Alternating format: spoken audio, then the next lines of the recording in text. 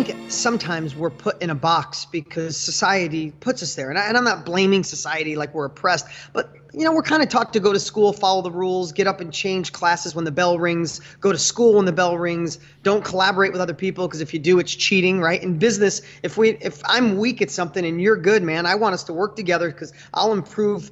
I'll bring my strengths, you bring yours. Together we can do greatness. You do that in school, it's called cheating. Right. So I think we're designed with bells and whistles and all these rules so we fit into corporate America. We fit in. Really, it was designed during the Industrial Revolution, so we'd go work for Ford Motor Company or work for Harvey Firestone in the plant, and we were used to those models. But the world has changed, but schooling hasn't. And I think a lot of times through schooling, and I'm not dogging schooling, but I mean it's a necessity, but I think we are trained to change our values. Like our inner hero might have values of like, do my own thing, be solution oriented, go for it, stay positive, make my dreams a reality. That might be your like inner hero. But there's like this inner villain that you've been taught to put in a box that says, no, I should follow the norm. I should get good grades. I should go to the best college I can. Let me go to school for 6 years, get in debt, and then go take a job that robs my freaking soul. Mm-hmm. That's what so many people are thinking. So they got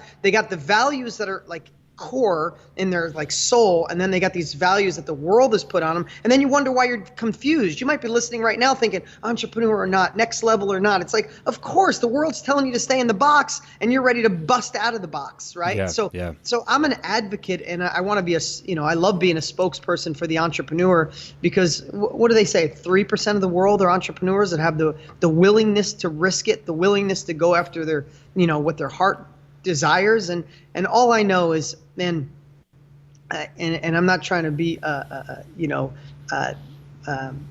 negative but at the end of our life, when we look back, we're not going to say, I'm glad I played small. I'm glad I stayed status quo. I'm glad I lived a good life.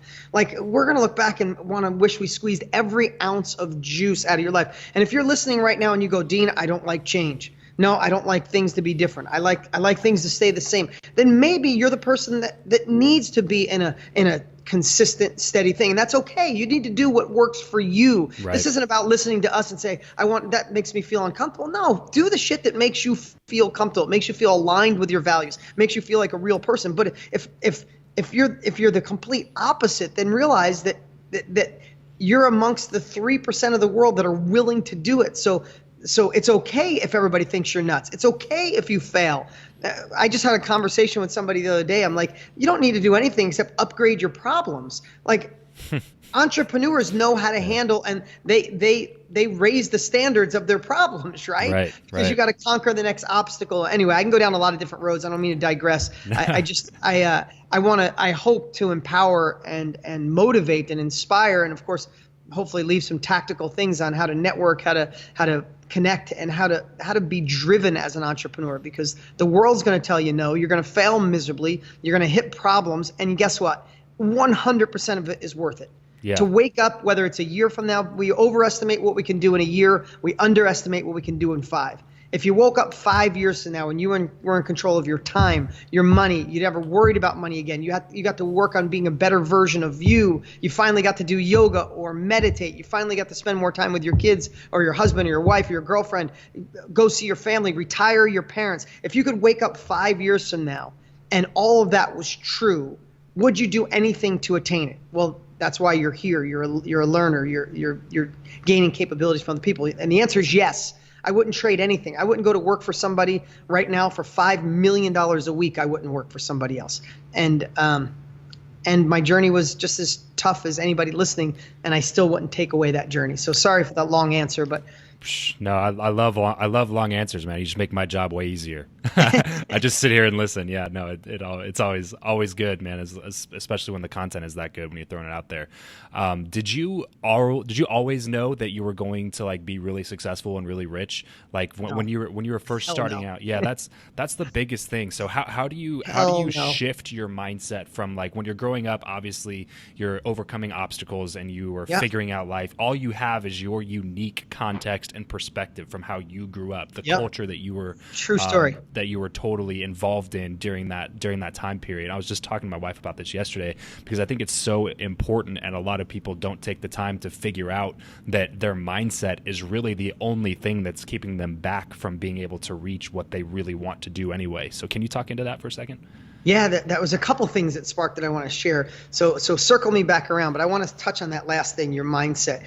I want everybody to listen to this. What you just said was maybe more brilliant than you even imagined, because at this age of my life, I'm 50 this year, and I look back, and the only thing that has ever stood between me and my next level, all the way back to 17, when I was scared and broke and didn't have money and didn't go to college, and I was at 15, I was barely almost homeless with my dad, like all those things. When I look at what held me back, what I thought held me back was the biggest bullshit that I told myself in the history of the world. It was never the outside world. It wasn't the economy. It wasn't the president. It wasn't that my dad's a little freaking insane. It wasn't that I didn't have money, which I told myself. It wasn't because I didn't have a college education, which there was a phase I told myself that. It wasn't because I didn't have the right connections, or no one would lend me the money to start my company, or I didn't know how to raise capital. It had nothing to do with that.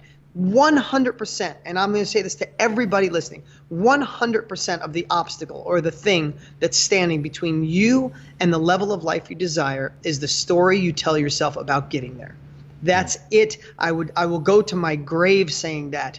It's the story you tell yourself. If you say, I'd love to start my own business, I'd love to have more control, but whatever that but is, but it's the wrong economy, but the Facebook marketing, and there's too many people on Facebook, but social media is packed, but there's nobody else wants another book on personal growth, but whatever that but is just your BS story. It's your subconscious trying to protect you. It's a story that your parents told you, a professor told you, your wife or your husband currently tells you now, and it's a lie. And what I tell everybody is prove that story's a lie and spin it. I mean, you guys have heard this. I'm not telling you anything you don't know, but maybe this is the first time you actually hear it. Your story is what's holding you back. Get proof it's a lie and change the story. In fact, if the story is holding you back, pretend it's 5 years from now and you're looking back and your life is exactly where it is right now. It's 5 years. You're looking in the mirror. Maybe you got a little gray. You got 10 pounds more around your waist. It's 5 years from now. And you're looking in the mirror and say, my life is exactly where it was 5 years ago because, and then repeat that story.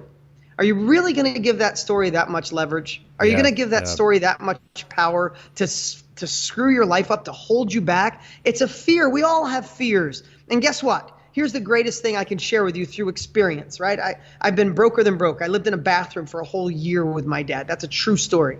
And it's not some infomercial pitch. It's true. I went back to the house last year where it was. Like literally, there was no heat in the entire house. There was holes in the wall. So we lived in the bathroom with a little electric heater. I went there to generating hundreds of millions of dollars in my life and failed miserably in between. Almost lost it all 3 times. I've had bleeding ulcers. I've been through every phase of entrepreneurship.